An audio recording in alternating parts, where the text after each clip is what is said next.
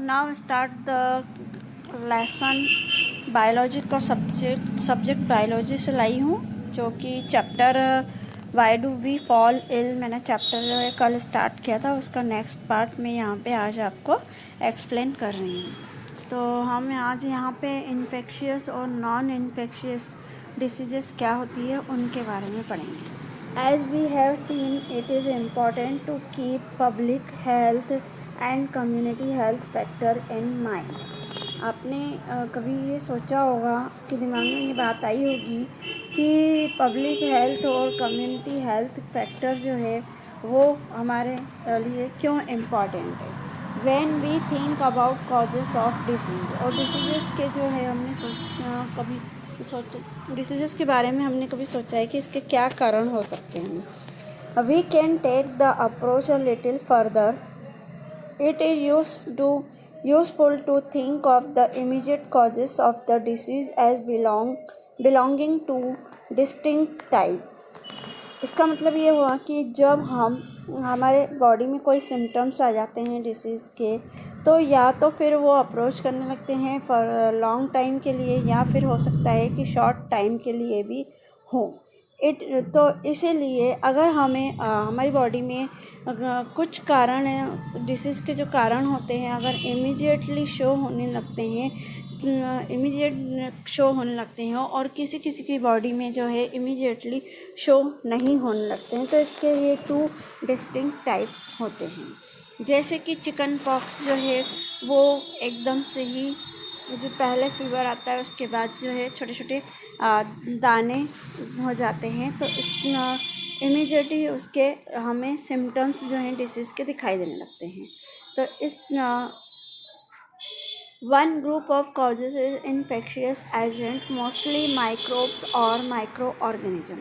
तो ये infectious disease जो है वो इन्फेक्शियस एजेंट जैसे कि माइक्रोब्स मतलब होता है बैक्टीरिया, वायरस या फिर फंगी, या फिर कॉन्टिमिनेंट फूड। अगर हमने बाज़ार का खुला हुआ भोजन हमने खाया, या फिर बिना ढका हुआ मिल्क हमने दूध जो है खुला हुआ हमने पी लिया, तो उसके कारण उसमें कुछ बैक्टीरियाज पनप जाते हैं जो हमारी बॉडी में एंटर कर लेते हैं, तो उनके कारण होने वाली डिसीज़ को हम इन्फेक्शियस डिसीज़ कहते हैं।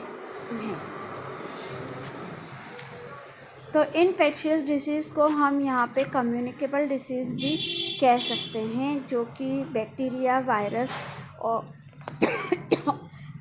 वायरस के कारण होती है, या फिर फंगी के कारण भी हो सकती है, या फिर गंदा पानी पीने के कारण भी हो सकती है।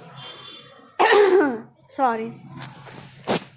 This is because 2 microbes can spread in the community, और यही कारण है क्योंकि ये माइक्रोब्स जो हैं कम्युनिटी में फैल जाते हैं। जैसे कि अभी ताज़ा एग्जांपल अगर हम लें तो इन्फेक्शियस डिसीज़ में अभी कोरोना जो है वो बहुत ज़्यादा ही इंडिया में फैला हुआ है। इंडिया में ही नहीं बल्कि अदर कंट्रीज़ में भी फैला हुआ है, पूरे दुनिया में फैला हुआ है। तो इसको हम इन्फेक्शियस या कम्युनिकेबल डिसीज़ भी कहते हैं, जो कि पर्सन टू पर्सन बिल्कुल फैलने वाली बीमारी होती है, इसलिए इसको इन्फेक्शियस डिसीज़ नाम दिया गया है। Things to ponder: do all diseases spread to people coming in contact with a sick person? अगर हम किसी बीमार पर्सन जिसको बीमारी है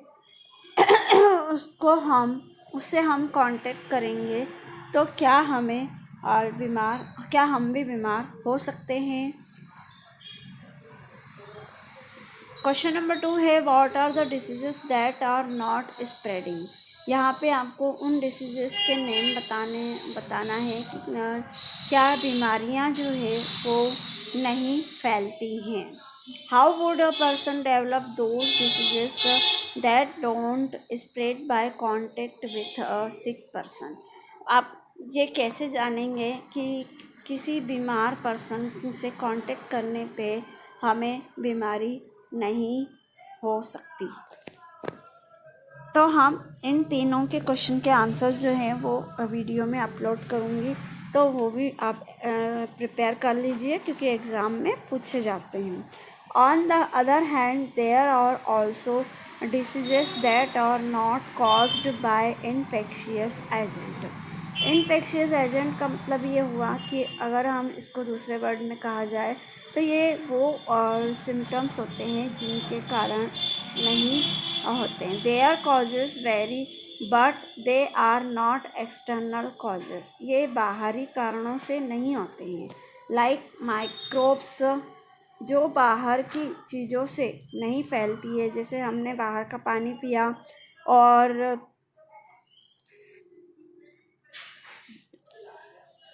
जैसे हमारी बॉडी में अचानक से अगर कोई बीमारी हो गई या फिर जेनेटिक भी हो सकती है, तो पर्सन टू पर्सन नहीं होती है, तो इस टाइप की हम डिसीज़ को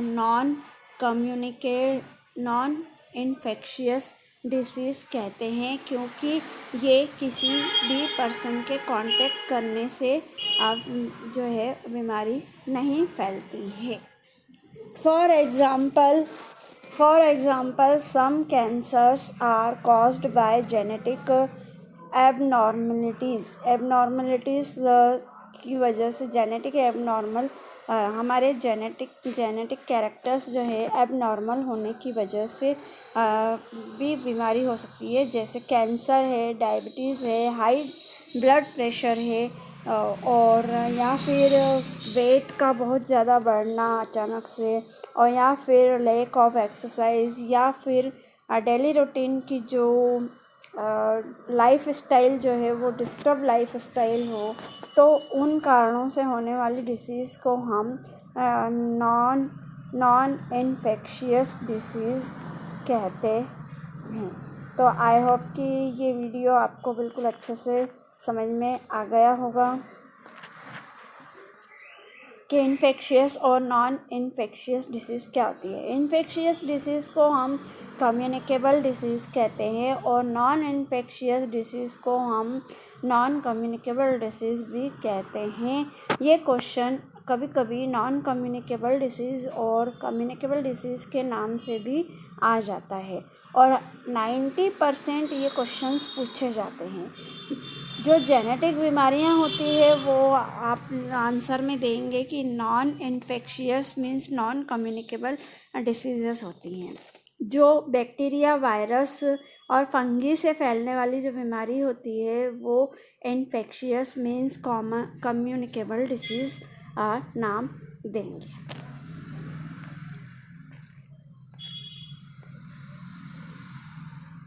The way in which diseases spread and the ways in which they can be treated and prevented at the community level would be different for different diseases. अलग अलग डिसीज़ेस के लिए अलग अलग ट्रीटमेंट किए जाते हैं, और इनके फैलने के, इन बीमारियों के फैलने के सिम्टम्स भी जो होते हैं वो अलग अलग वेज होते हैं, जिनकी रोकथाम भी हम जो है अलग अलग टाइप से कर सकते हैं। This would depend a lot on whatever the immediate cause और इन्फेक्शियस और नॉन इन्फेक्शियस। ये दोनों जो है डिपेंड करते हैं इमीडिएट कॉजेज़ पे, और इन्फेक्शियस और नॉन इन्फेक्शियस दोनों टाइप की डिसीज़ हो सकती है। दोनों टाइप की डिसीज़ को हम प्रिवेंट कर सकते हैं। अगर हमें सिम्टम्स का सही समय पर पता चल जाए तो हम उसकी प्रिवेंशन कर सकते हैं, ट्रीटमेंट के थ्रू उसको ठीक कर सकते हैं।